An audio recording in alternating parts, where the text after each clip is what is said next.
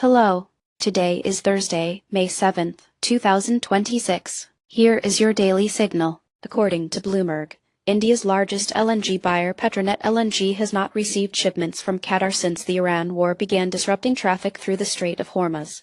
The Strait of Hormuz is a crucial passage for about 20% of global oil and most of India's LNG imports, and recent military escalations by Iran have heightened maritime security concerns in the region. India depends on Qatar, Oman, and UAE for 75% of its LNG, the bulk moving through the strait.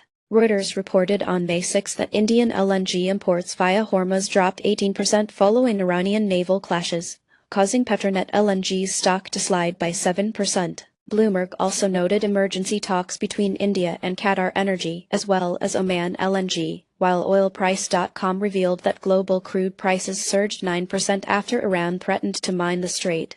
Indian refiners have cut imports by 12%. Near-term consequences include rising energy costs across India, risk of rationing domestic LNG and petroleum supply, and an expected spike in shipping insurance rates for vessels crossing the strait, a development with ripple effects on global trade logistics. Power generation in India could face outages due to reduced LNG supply, especially in gas-dependent states. Looking ahead, India may speed up construction of LNG infrastructure outside the strait and diversify its energy suppliers beyond the Gulf region.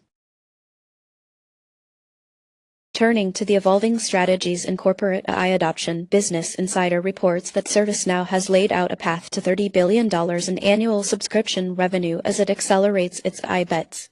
Corporate AI adoption is rapidly expanding as firms seek competitive advantages, and this usually involves forming partnerships, scaling up deployments, and overcoming internal resistance from employees concerned about job security. Gartner forecasts the global AI market will surpass $500 billion by 2027. Salesforce recently announced a partnership with OpenAI to integrate generative AI tools into customer platforms, while Google released projections for a 30% increase in corporate AI investment for 2026. IBM, meanwhile, reported that internal resistance has delayed AI rollouts in several global divisions. In the near term, successful partnerships are poised to increase revenue and customer engagement, while firms with strong internal resistance may lag behind competitors. Growth forecasts like Google's may push more enterprises to accelerate their AI plans, stirring intense competition for skilled talent. Regulatory bodies, including the European Commission, are shaping responsible integration and could drive up compliance costs and slow widespread adoption.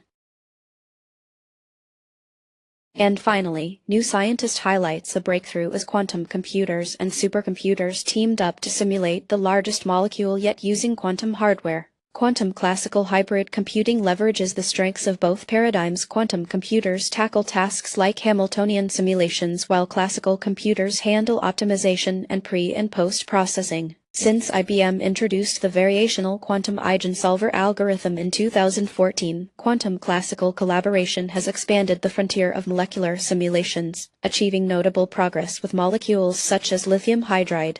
However, technical barriers remain, especially quantum decoherence, high error rates, and limitations in integration frameworks.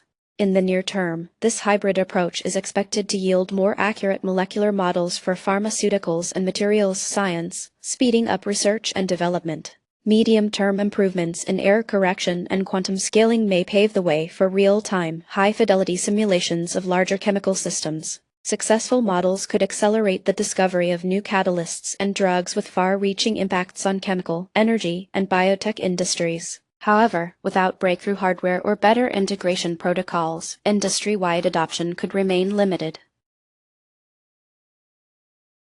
Now, onto the markets. International markets saw broad gains, with the Netherlands posting a notable 13% monthly leap and Germany, tracked by EWG, finishing higher for the day. France gained over 4% month-to-month, while Italy matched Germany's pace and Spain climbed modestly.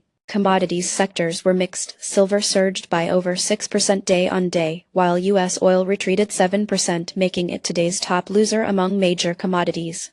Gold ticked up over 3% and uranium advanced nearly 8%, while agriculture fell slightly despite a small monthly improvement. In favorites, AMD soared by 19% today and nearly doubled over the month, marking this session's strongest performer, while Adobe declined by 2%. Microsoft saw modest gains and Nvidia rose nearly 6% day over day. Within sectors, semiconductors led with a 5% jump, SB 500 edged up about 1%, and real estate, tracked by XLRE and RWR, posted gains above market average. Among today's biggest movers, GNMX surged an extraordinary 15,395%, while losers included SRTA down nearly 98%. That's it for today. You can find more news and details on our website. Goodbye.